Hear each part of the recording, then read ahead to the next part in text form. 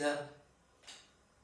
Je frappe vite, mais discrètement du doigt, sur ce qui est près de moi, comme on frappe à une porte, sur le cadran d'un châssis, sur le dossier d'une chaise, sur le rebord d'un miroir, mais aucun vrai son ne se produit.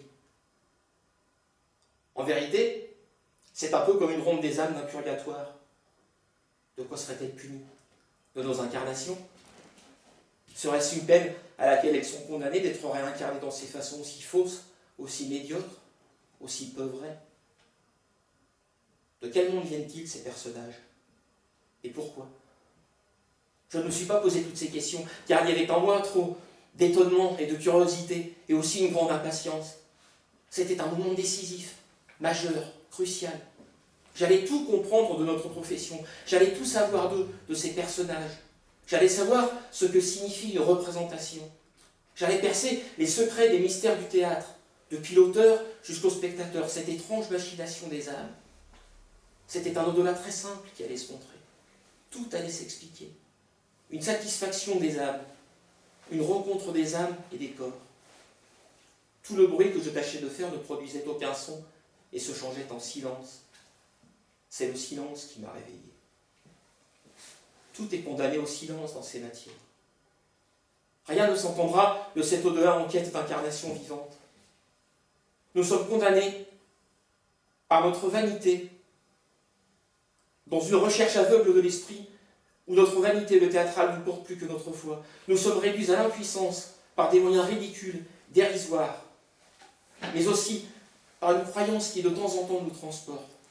Et c'est ce transport qui est le but perpétuel du théâtre et du monde. Sortir de soi, jaillir de soi, se fuir pour aller plus haut.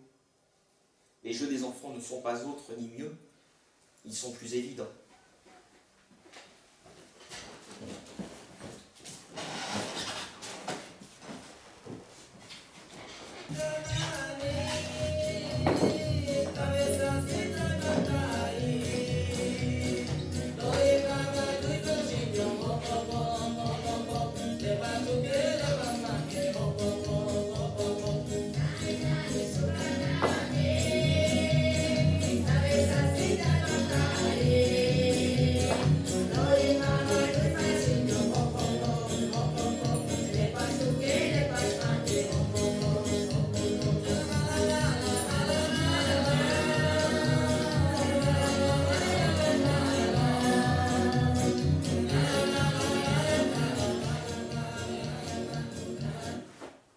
Prenaient chaque jour tous deux le même train, celui de 7h07 de Monceau-les-Mines.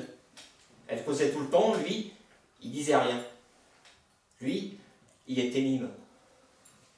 Au bout du 100e trajet, ils se sont trouvés chacun leur estime. Elle s'est mise toute nue, lui, l'a pas touchée. Lui, il était mime. Au terminus, ils s'échangèrent leurs anneaux.